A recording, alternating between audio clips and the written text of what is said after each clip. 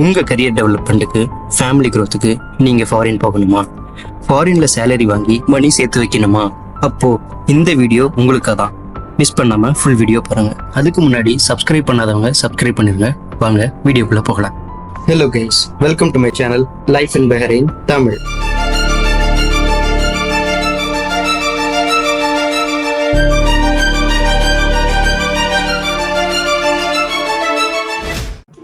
இந்தியாவில் நார்மலாக மிடில் கிளாஸில் வாழ்கிறவங்க ஃபாரின் போகணும்னு யோசிச்சா ஜிசிசி தாங்க. ஜிசிசினா எல்லாருக்கும் ஃபர்ஸ்ட் மைண்டில் வர்றது துபாய் இல்லைன்னா யூஏஇ கண்ட்ரிஸ்.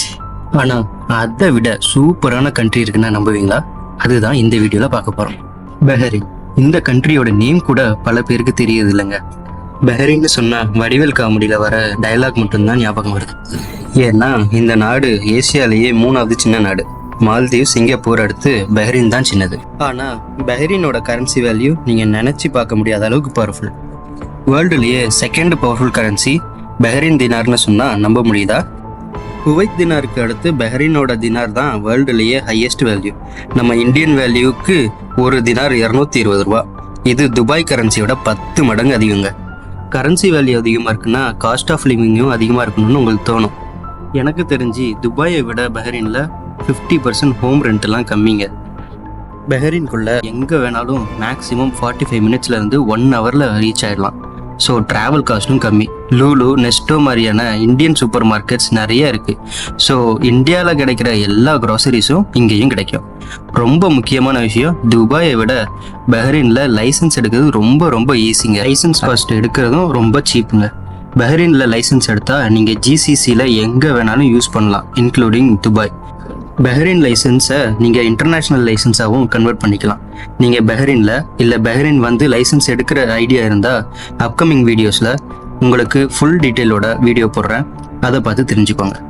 பஹ்ரைன் துபாய் மாதிரியான பார்ட்டி கண்ட்ரியும் இல்லை, சவுதி அரேபியா மாதிரி ரெஸ்ட்ரிக்டட் கண்ட்ரியும் இல்லை.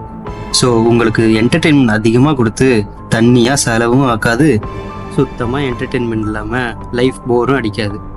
இங்கே இருக்கிற பல இந்தியன்ஸ் 10லேருந்து 20 வருஷம் இங்கேயே செட்டில் ஆனவங்க தான்.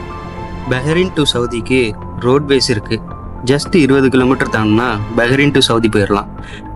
அதுக்கான விசா எப்படி எடுக்கணும், உம்ரா, ஹஜ்ஜு போன்ற புனித ஸ்தலத்துக்கு பஹ்ரைனில் இருந்தோ இல்லை இந்தியாவில் இருந்தோ எப்படி போகிறதுன்னு டீட்டெயில்ஸ் அப்கமிங் வீடியோவில் போடுறேன், மறக்காமல் பாருங்கள்.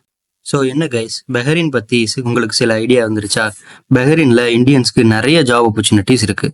எப்படி அப்ளை பண்ணணும், என்னென்ன கம்பெனிஸ் இருக்குன்னு நெக்ஸ்ட் வீடியோவில் போடுறேன். உங்களுக்கு என்ன மாதிரியான ஜாப் எக்ஸ்பெக்ட் பண்ணுறீங்கன்னு கமெண்ட் பண்ணுங்கள்.